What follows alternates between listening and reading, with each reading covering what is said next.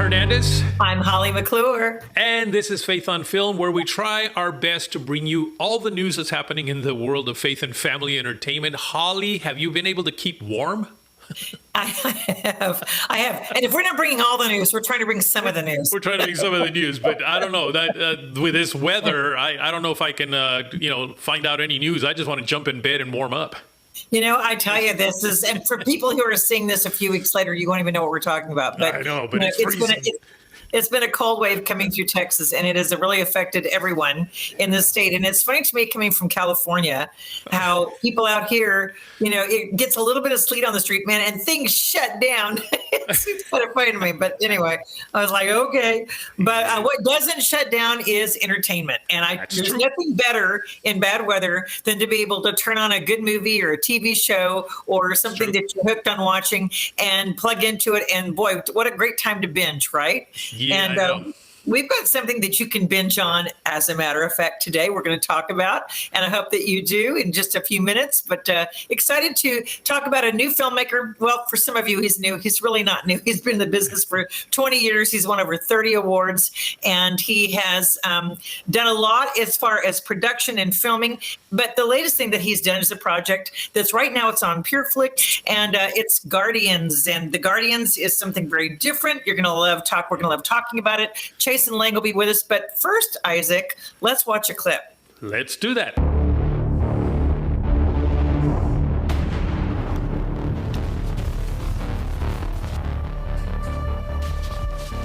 Who are you? You know all those prayers you've been saying? God hears all of those prayers.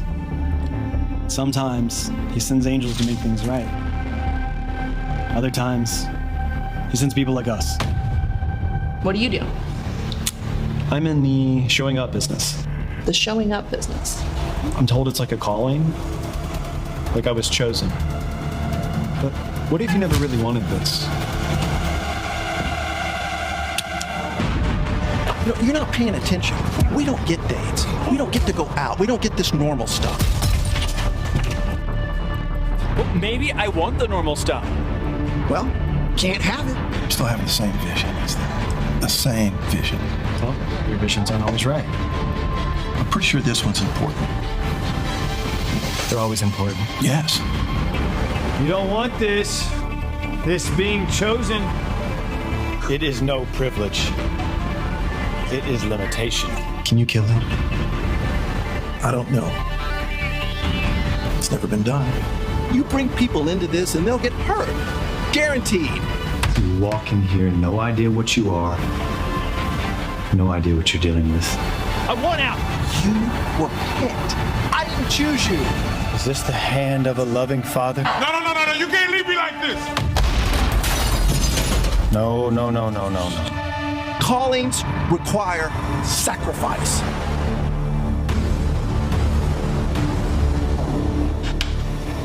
Take it out. Plan B. What's plan A? You.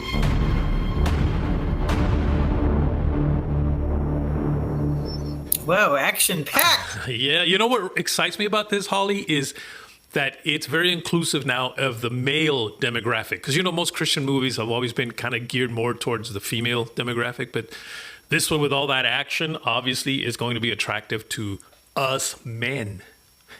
Well, let's get the man on who created it and produced it. Chason Laing, hey, welcome to the show. Welcome to Faith on Film. Okay. There we go. Thanks for having me on. Really appreciate it. Absolutely. I watched this. First of all, I want to ask you, how'd you come up with Hello Coco Agency? How'd you come up with Hello Coco? What is that? Well, so I have 6 kids, and believe it or not, my 5th child is my daughter. Her name is Colette, and we started nicknaming her, calling her Coco, really early on when she was born. And so it just was a thing I said around the house, and I decided, well, that's going to be what I name my company, and we'll go with that. Did it make the other kids jealous that you didn't put their names into the company? I don't think so. I think that they're all pretty cool with it, and they help with different things. They're all good. They're all good. They like it. Well, this is exciting. Isaac, like you said, this is something guys can get into and appreciate, can't they? Yeah, I definitely think it's definitely aimed at a different demographic than most of the Christian content that's being made, and it really was aimed a lot more toward teenagers and men for sure. We obviously don't want to get rid of the women folk. We want them too, but it definitely was a little bit aimed a little different than normal. Yeah, well, I mean, I know that there are a lot of women like Holly who really like the action stuff. I do. And then there's men like me who actually do like that more softer stuff. But I think this would be great that, there's something that really hasn't been seen too much in Christian movies, the whole action thing. Yeah, it's definitely a little more challenging to do that just because in the Christian space, there's a fine line between violence and action, and like where is that line for some people. And so it's just a little more difficult to tread in these waters. And so we tried to strike a balance that kind of had that action orientation for men, but also, to keep it in a clean and somewhat family kind of oriented way. So it was definitely tricky. Now, it's not just like a gangster film, or it's not just, against the good guys and bad guys. What is the premise? What are Guardians? What is this whole thing really about? Well, it's really simple. I liked the idea of a group of normal people that God would send them on missions, for lack of a better word, and to go save people, help people, to do things, to kind of be his literal hands and go and do the things that are like the behind the scenes that you don't hear about. And I didn't want them to be angels, so they're not angels, but they're just normal guys that are sent out as a team. And it's kind of like the Genesis story of how they're being used and what sort of things that they do. And in the process, anytime you're doing things for God and you're pushing the evil back, then there's going to be ramifications. And so there's that aspect of the story as well. Now, these guys didn't seem that normal to me, though, because I'm normal, and I don't think I can do the stuff that they did. But let me ask you a question now. Do they also possess some type of supernatural powers? Well, I've always been really intrigued, like especially when you read in the Old Testament, you see sometimes that there are strange things that happen that we don't really know how to interpret. You can only guesstimate kind of what the Bible was talking about when these different things happen, like when God holds the sun in the sky for a long, long time. It's like, how did that happen? What does that mean? There's lots of things like that. So I wanted these guys to basically be able to have some sort of, I don't want to call them superpowers because that's giving them too much. They're not superpowers, but I feel like if they're doing something that they're supposed to be doing and they're obeying God, then God just does things to kind of open those doors for them. And that doesn't always look the most reality-based effect, and I just like the idea of being able to play in that realm where maybe they can do things that they might not otherwise be able to do just because God is making it happen. Now, I noticed you had a really bad guy who is played by Willie Molina, who plays George Washington in Capernaum Studios, the Washington's Armor. Right. And he's George, but he also plays your bad guy. Now, does he have supernatural powers? Because it looked to me like people were trying to kill him, but he seemed pretty like, Teflon. Nothing really seemed to hurt him. Yeah. He's definitely my epitome of maybe a more satanic or evil force in the world, one that definitely wants to stand in the way of the good guys. And yeah, he definitely, there's some room for interpretation about what he is, what he's capable of doing. And I don't quite answer all those questions in this first little 5 episodes. I'll leave that open. We'll find out more about that later on. Later on, which means, has it been picked up? So do you have a later on? Oh, well, I don't start a thing without planning a later on, because otherwise you're going to find yourself in a bad situation. So I don't have a confirmed we're definitely doing it yet. But then again, I didn't have a confirmed this season either. And then this happened. So I'm just going with, whatever God opens up next, we'll follow through. Okay, so this is available currently on Pureflix, right? Yes, it's exclusive on Pureflix. Just came out January 12th. Okay. Now, I know that in the past, at least, that Pureflix has never accepted anything that has, for instance, somebody smoking or somebody drinking. And I do believe I did see that on this one. Are they changing sort of their tune on what they would put in on their platform? Well, so I can't really speak for Pureflix. Now, there's no smoking in the film. There is a scene where there's 2 people having a date at a bar, but you don't actually see them drinking anything. Or actually, I think we put Coke in front of them, if I recall. But so we don't actually show. We try to tread that line. I wanted to show that they're out of date, and I wanted it to be a more bar-like environment. But yeah, I don't make the focus on what it is that they're drinking, and I don't really worry about it. Because I mean, God forbid that it's real or like real life where people actually go to bars. I just want to stick with the story and focus on the story, and I don't want to spend my time worrying about like what did he do, what was in that glass, was it, no, if we're talking about that, we've left the story completely. Exactly. Okay, I want you to talk about being a filmmaker because you said, kind of in your bio, you were like, it kind of has been the bane of your existence, something you've really kind of not wanted to do, but you had to do it for filmmaking. And you're doing a lot of other creative things. You're very talented in some other areas. But, for people out there who are going, gosh, I have a concept for a show and I'd love to get it picked up. Is it easy having this idea and getting a film or series made? No, it's not easy. There's no part of this road that I would ever say is easy. And I think it's one of those things for me that I love telling stories. I love putting the films together and aspects of movie making. I love these things. But at the same time, it is a very hard business. It does not have any guarantees really ever. And it has been very, very difficult to raise support to ever even make, much less anything. And so to do a series is tricky all by itself. And even these series, I would never say I've done anything that would not be considered ultra low budget stuff. And it's not because I don't want to, it's just because that's how hard it is to get, the resources, whether you work hard and save it up yourself, or maybe you get a few people that kind of sponsor. It's just really hard to get anything made, just period. And so on the one hand, I love it. And at the same time, there's been many discouraging days trying to figure out, are we ever going to make anything again?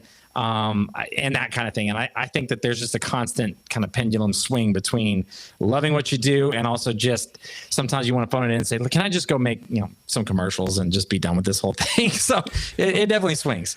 Yeah. Now, I know you've done some things in the past. Did you have that feeling maybe when you were working on some of those? Like, am I ever going to be able to make another one?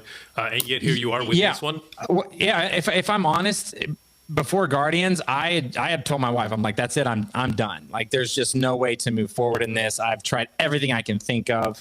And then randomly, it's a long story. I won't say it here, but basically when Pureflix got a hold of me about doing this show, I just prayed about it and I was like, okay, what we'll do is we'll just see, God, if you open the doors where I can actually maybe pull this off on an ultra low budget, then we'll do it. And then those things fell into place and we made the show. And now that the show is over, I'm already back to I don't know if I'll ever make anything again. I'm not going to say that that's not going to happen.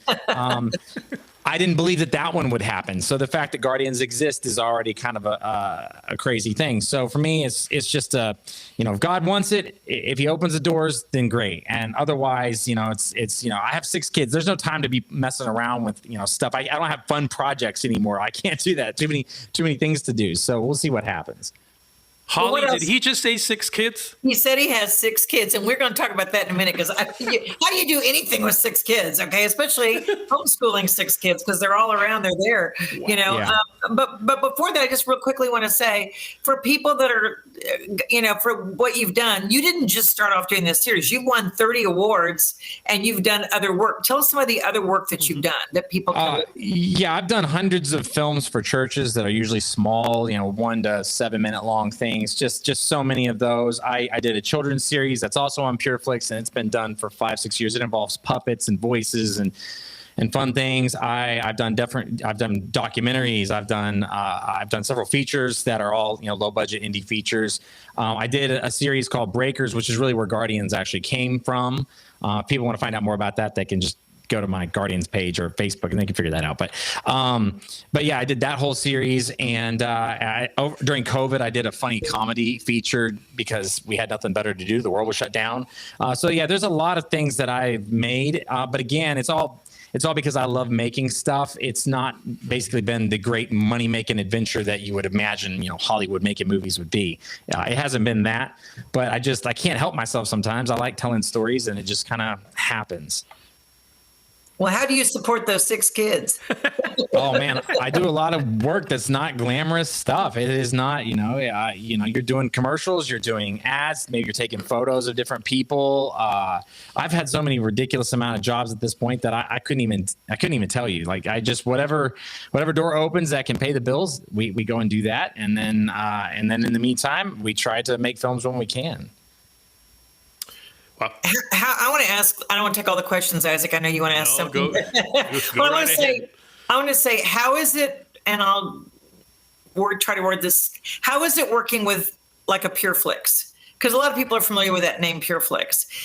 Are you recommending to get anything seen, you have to get on a streaming entity like that? How hard is it to get your stuff picked up and seen if it's not through a Pureflix or not through? Because studios these days is real hard to get through. Netflix, have you tried Netflix? Let's just talk a little bit about that world for filmmakers out there thinking they like to get their projects done. Yeah, well, I think it's twofold, and I would have to come at it from there's the kind of faith-based side of things, and so if we're talking on that level, I would say getting distribution is really easy if you don't want to make money. There's lots of Christian places that will take your content and be happy to stream it all over the world, and they'll do things, and you won't make a dime. And if you're wanting to go that route, and if you've had all your money donated up front so you can do that, that's awesome. Go for it. Lots of places to take your content. As far as Pureflix and the more maybe normal streamers like Netflix and stuff, that's a little bit of a different ball game. And I would say, Pureflix there's not anything I would say that's necessarily special about them that makes them not just any other streaming platform. They have the same similar kind of rules and feels. They have their corporate nature and the different things they're trying to do, their audience. They have a lot of stats and data that they're trying to drive their content. They already have a very specific audience that they already have, and they might want to expand that, but how they do that is kind of their strategy. But I would say it is not, again, it's not easy. I mean, I've had stuff on so many platforms, but it is not easy to get your stuff on there in a financial, where you're making money. It's just very extremely difficult. Yeah. And I feel like in the Christian realm, if you're not having that stamp from a major company like a Pureflix exclusive original, maybe, or if David White or Kevin Sorbo, maybe, or if you don't have content that you've moved away from the faith film, that you're more focused on a bigger platform that you can get picked up by Netflix. There's routes that you can take, but they don't really blend. Like if you're making something that's very faith-based, then you kind of are stuck with the Pureflix. You got to target your stuff that way. And there's not a lot, like that's why Isaac was saying earlier, there's not a lot of men content. Well, their platform is largely made up of women. Right. And so that's kind of driving a lot of those decisions. And so to make anything else is tricky. I mean, it just is. If you want to go the other, if you want to make action content that has faith stuff, but you go to Netflix, they might not be very interested in that. But if you say just action or something crazy, maybe they'll listen to you. So there's a lot of nuances that happen with these platforms that are very, it makes the filmmaker's life, it doesn't make it easy. Let's just put it that way. Yeah, you really have to dial it in and work deals. And fortunately for me, the Pureflix thing was an actual deal where, they came in at the beginning of it and then we made it and it's exclusive to them. And so that all worked really effectively. Now, long run for action content like this, like Guardians is, I don't know. We will have to see kind of how it does because it is exclusive on the platform. I can't share it anywhere else. So that the Pureflix audience will determine the success and if there's any more. And it wasn't really designed for the vast majority of their subscribers. So I'm hoping that there are a lot of women like Holly that like this kind of stuff and will get behind it. Yeah. But they're going to have to find it like anything else. But that is changing a little bit. I mean, the reason it was so female oriented in the past was because movies and TV shows and stuff were not necessarily streamed. They were put on DVDs or on CDs, right. Actually on VHSs before and then on DVDs, but they were sold through Christian bookstores. And of course, the female is the one that would go to the Christian bookstores to, buy Bibles and books and movies. So they would gear it to them. But now that it's streaming and now, in essence, the young person or the man can on his own get in there and choose what to watch, I think it's slowly starting to shift, which is why I think we're seeing more of these edgier type of content. Yeah, well, I'm hoping and so. also Sony bought it too, and that division of the Christian film division of Sony. So they're probably putting more effort into it too, as far as marketing and stuff, and broadening the horizon as well. Well, I'm very keen on watching everything that Pureflix does on their marketing, and I'm attached to all the different feeds and emails and all that stuff. So I'm constantly watching to see if there's a change in the mood, a change in what their promotion, a change in their, what ads they're posting on Facebook and so on. And so I'm watching that very closely to see if Pureflix is going to be, is it an option here another year from now, 5 years from now? Are they really going to push that way? Or are they just going to stay kind of in their wheelhouse of what they typically have done? So I'm definitely paying attention to it. Yeah. Now we have 8 minutes left. So Holly, maybe you think we should maybe switch a little bit into his 6 kids and I do. homeschooling and the stuff that he does? Yeah, because I think a lot of people would be interested that as a filmmaker and someone who's doing all that you're doing, you have 6 kids, you are coaching 3 soccer teams. Yeah. I mean, how do you get the hours in your day? Do you sleep at all, or is it all, scheduled in there? There's definitely a fine balance. I'm not the best scheduler on the planet, but there's the obvious things that happen with practice and the different school elements that have to be done. Their co-ops and all the different things. And I just really, I grew up, I was homeschooled through high school. I went to public school for elementary school and then was homeschooled. But I just think that the public school education for me did not really go according to any kind of good plan. I don't have good memories of it. And so there's just a lot of things that I look back and really regret about just schooling in general. And so I really wanted to be able to homeschool, but I have to say fully it partnered with my wife. My wife is actually a certified teacher, and she can teach literally anything. She's certified in special ed and up to like high school chemistry. Wow. And all. So she's extremely smart. So it's like, why would I send them to school to do this with 40 other kids when like she's right there? Just ask mom, and she's got all that stuff taken care of for you. So it allows us a lot of flexibility with our schedules and things like that because we homeschool, but also we are kind of set up for that kind of thing. So it plays out well. Wow. Now, I'm old enough to have had fairly good memories of school. But I tell you, I just seeing what's going on in schools now, I don't think my parents would have ever sent me to public school. Yeah, my parents probably would have pulled me earlier than they did. But again, school it wasn't a good fit for me. My attention, once I get it, I'm bored to death. And when I'm bored, I get into trouble. And then everybody wants to put me on pills, and it just goes real bad, real fast. So I just remember that, and I hated it all. So I was like, I'm not going to do that with my kids. Did your kids get involved with your filmmaking, and did you have roles for them? Well, not in this last one, Guardian, so much, Yeah. but other films that you've done, projects? Yeah, so they've all been in the shows in various points in the background or in little parts. In my feature COVID film, my daughter is in it with me. And then for Guardians, actually, both my older sons were both on the set every day. One was running slate and working with the AD. The other was basically helping the sound, was an assistant to sound and kind of learning that kind of thing.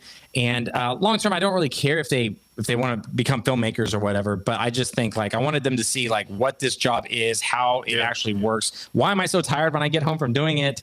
All that kind of stuff. And so they could get a real picture of what this world is. And it's a good experience for them, and they wanted to do it. So it worked out really well. Yeah, well, that's one thing that I really enjoyed about a Christian film festival that I've attended a few times called the Christian Worldview Film Festival is how many families as filmmakers were there. They all work together as filmmakers, and I thought that was the neatest thing. Yeah, well, if you're a filmmaker, and it's pretty inevitable that somebody in your family is going to end up helping you one way or the other, because filmmaking is not a one-man show. So you have to just grab whoever you can near you and say, help me, and that's what happens. Right, yeah. What do you have coming up? Is the second Guardian, you said it's kind of planned, but is there another feature or something else you're working on, or what would you like to do? Well, let's be honest, I'd like to make something that can pay some bills, and as simple as that. Right now I'm doing a lot of marketing things, and I've got my company doing stuff, and it's not always glamorous stuff, but it pays bills. I would love to make, more Guardians. I would love to make more feature films. I've got more spec scripts and things I know what to do with, but it's really just financial. It's can you find a way to not pay for this out of my own pocket? And that's the game. And I'm not the best at finding those people that are just, I hear about them like these magical, mythical people that have like hundreds of $1,000s in their back pocket and they're looking for filmmakers. I've never met one of these people, I know. but I hear they exist somewhere. So maybe we'll run into them. We hear this all the time. And this is the complaint for especially the Christian world and Christian filmmakers, because they're not tapped into the Hollywood, the bigger echelon people, budget people. And that's the biggest complaint is, where are these people finding this funding? I mean, and have 2 or 3 films lined up. I have no idea. I can't figure it out. Maybe one of our viewers, Holly, might be one of those guys that has money burning a hole in their pockets, and they might be interested in what you're doing, Chason. So I'll tell you what, right now, why don't you tell us how people can reach you? Maybe somebody's out there going, I got to fund this guy. Oh, well, that would be amazing. Definitely look me up. But yeah, I mean, I'm easy to find. I'm on Facebook. You can look for Chason Laing on Facebook. My company is hellococo.agency, and that's how you find my company, and it's all there. You can also go to my website, chasonlaing.com. That's Chason, Chason, Laing, Laing.com, and you can contact me that way. Yeah, those are probably the best ways to do it. But all my information is out there, and you can, just Google my name, and I'm going to pop up there. So it's nice. And for finding the Guardians, it's on Pureflix. It said Amazon and Tubi, but is it just Pureflix? I'm sorry. Well, yeah, in my bio, it might say that I have other content that's on Amazon and Tubi and different things. But Guardians, this season's 5 episodes. It's bingeable. You can watch it in one night. It's on Pureflix right now. All the episodes are there. Go binge it. Share a little love my way. Tell somebody about it. Anybody at this point. I'm like, tell everybody you can. Just please go watch this show, because it really is like, and Pureflix isn't going to share that data with you, like how it's doing. So it's just word of mouth. It's everything I can do organically to say, please watch it, help me, and hopefully they call me back and say, can we do some more? So we'll see what happens. Well, it's been so interesting talking with you, Chason. Thank you for coming on and sharing, and thank you for sharing Guardian with us, because I did binge all of the shows. I watched all of them, and it was very fascinating. So I'm one of those. I need to go put the subscribe and the like in there, because that's really important, isn't it? That you it is. Please give it a rating. You have to do it on a computer. I don't know why I can't do it on a phone, but yeah, just leave a rating. And yeah, I can't thank you enough for spending the time to watch it. Well, absolutely. And thank you for sharing with us. We hope to have you on again talking about your next project. Thank you very much. And wouldn't it be great, Holly, if our show could help find funding for folks like Chason? I wish we could do that. That's what I would just be fantastic. Heart's desire. Of course, it would also be good if we could find funders for this show, wouldn't it? I just had to throw that in. Another topic, another subject. Topic, yes. Thanks, Chason, so much. Thank you very much. And God bless you and everything you're doing with your career and those wonderful children. You too.